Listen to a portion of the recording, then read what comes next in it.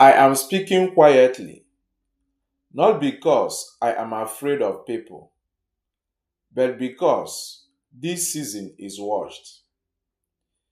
If you are hearing my voice before the new year, or just minutes after it crossed midnight, then this message found you on purpose.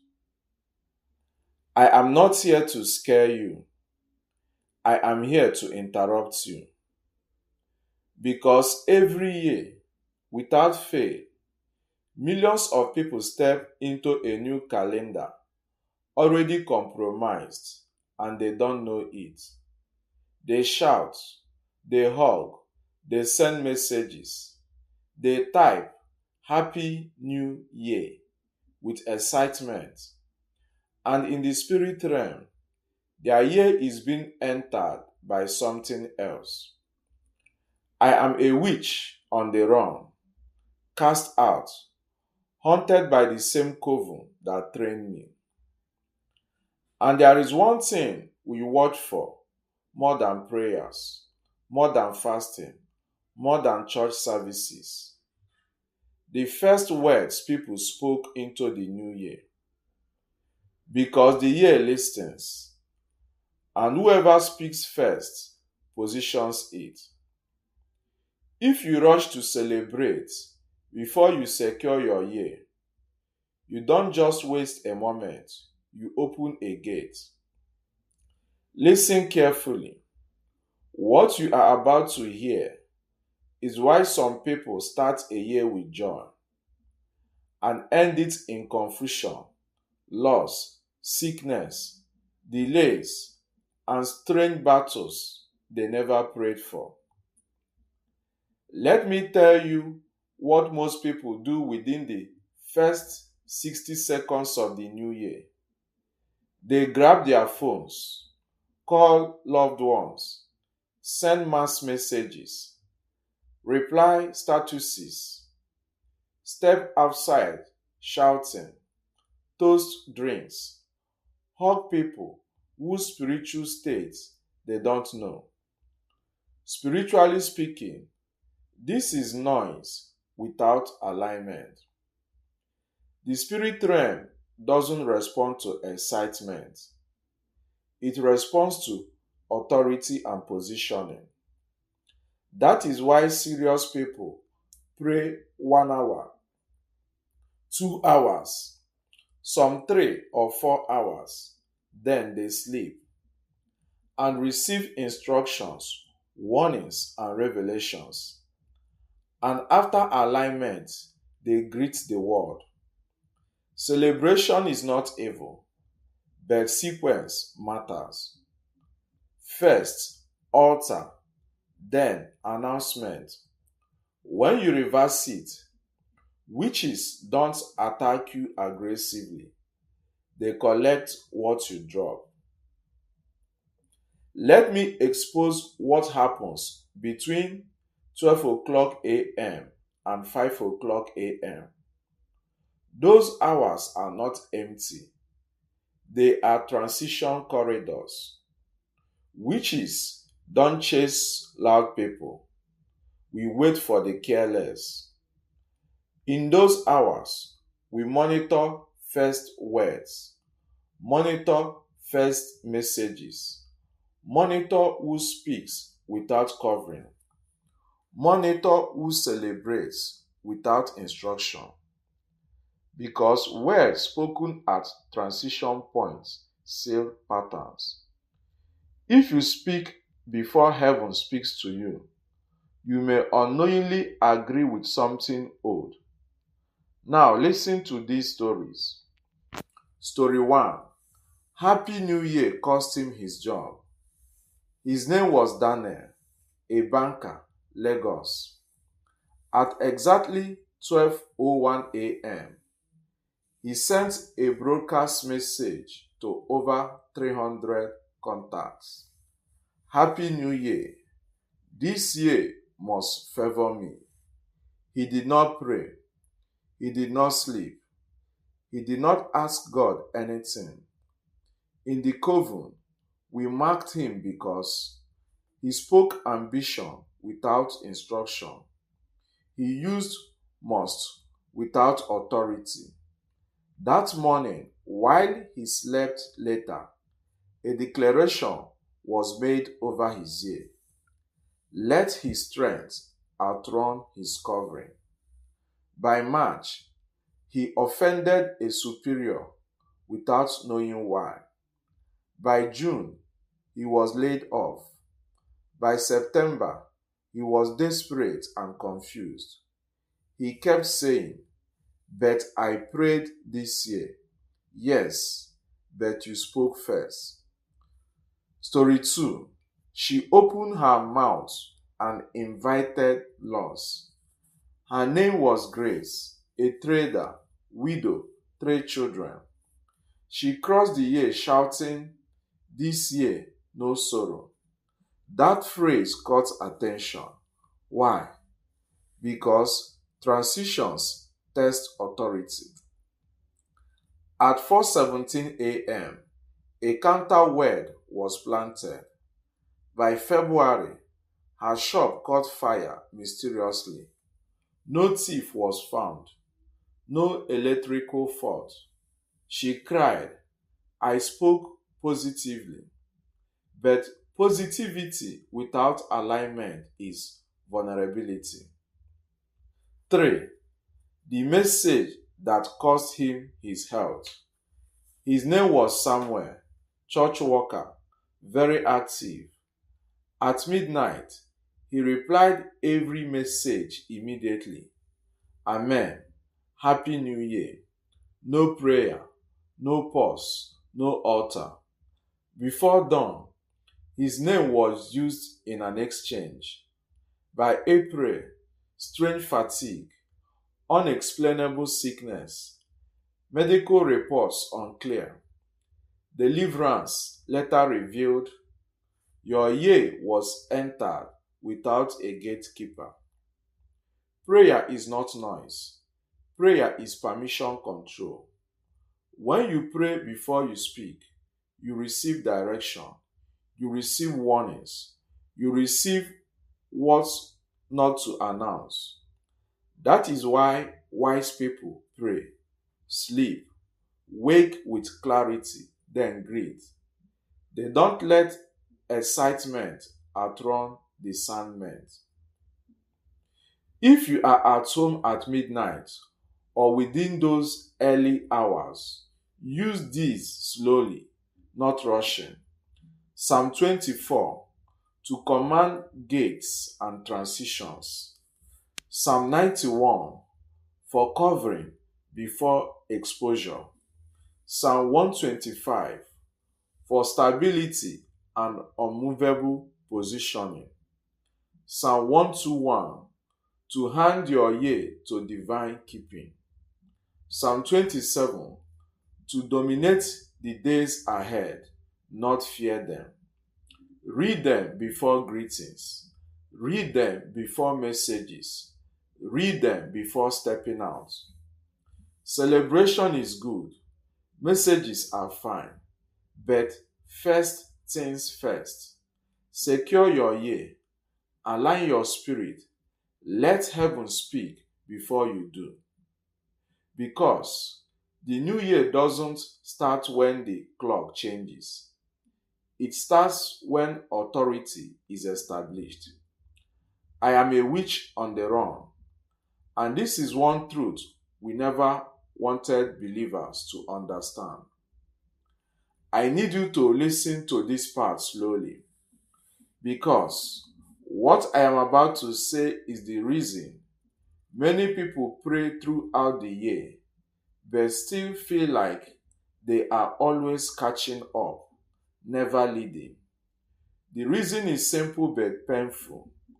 They enter the year late in the spirit. The spirit realm does not recognize dates the way humans do. It recognizes who took position first. Between 12 o'clock a.m. and sunrise, there is a spiritual vacuum. Whoever speaks, acts, or positions themselves with authority during that window determines direction. This is why witches don't rush into noise. We wait, phones ringing, messages flying, people shouting, hugging, laughing, and we ask one question: who entered without covering? Because celebration without alignment is like stepping into traffic blindfolded. We listen for phrases like, "This year must work," "No devil can stop me," "I claim this year I will make money," "Happy New Year, everyone." These are unprotected declarations. Words spoken without authority can be reprogrammed, not by force, by agreement manipulation. 4. He declared success. We assign distraction. His name was Tunde, a business owner in Ibadan. At midnight, he shouted, "This year I will blow." That sentence alone marked him because blow without direction is scattering. By 3:30 a.m., a counter instruction was released. Let opportunities come without wisdom. By February, he received many offers, none stable. He chased everything, lost focus, lost capital. By August, he said, "This year came with too many options." No, you entered without asking what to accept. There is the case of someone who greeted everyone and lost her peace. Her name was Jeanette, very kind, very social.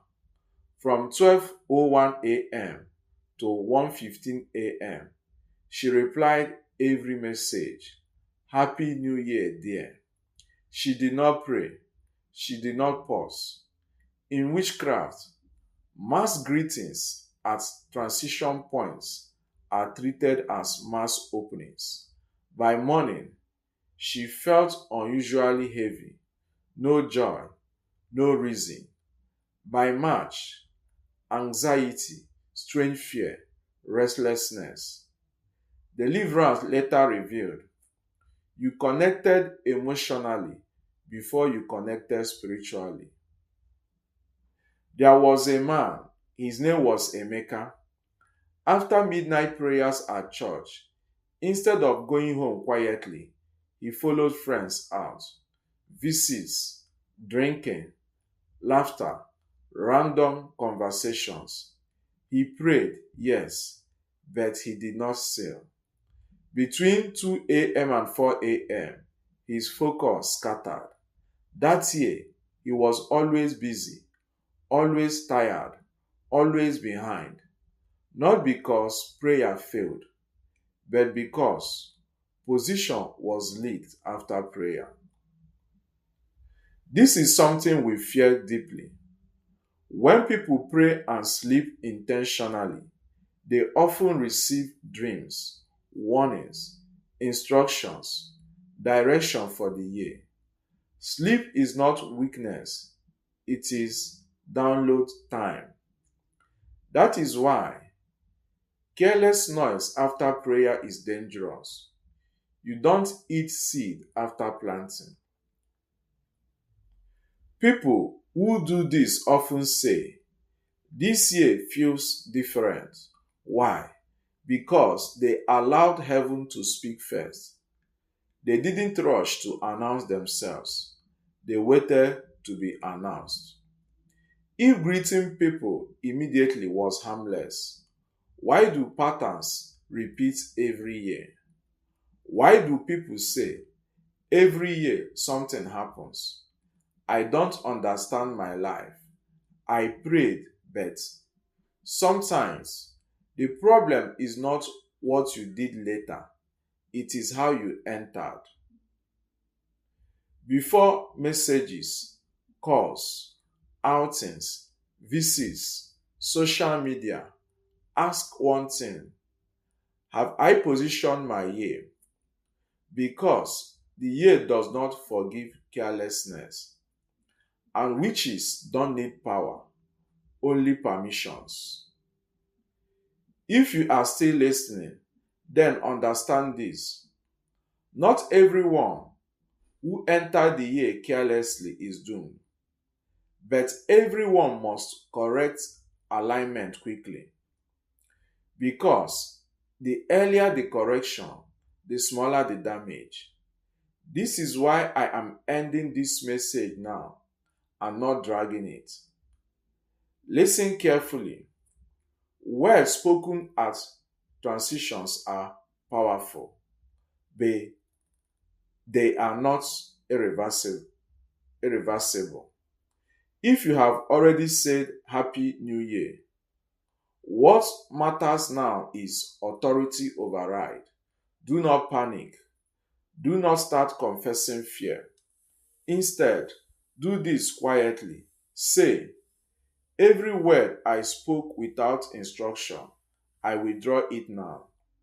Then place your hand on your chest and say, I re enter this year through Christ, not through excitement.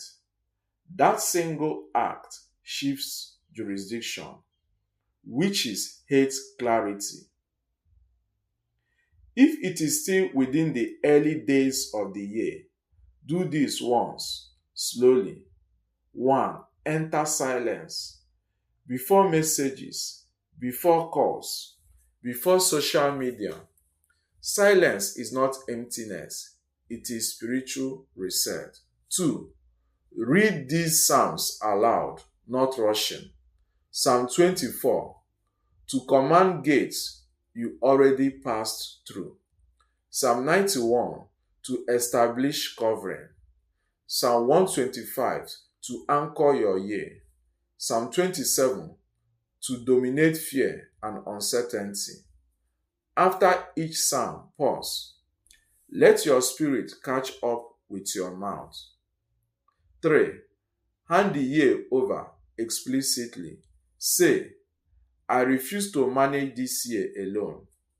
That sentence alone cancels self-governed struggle. Do this after prayer.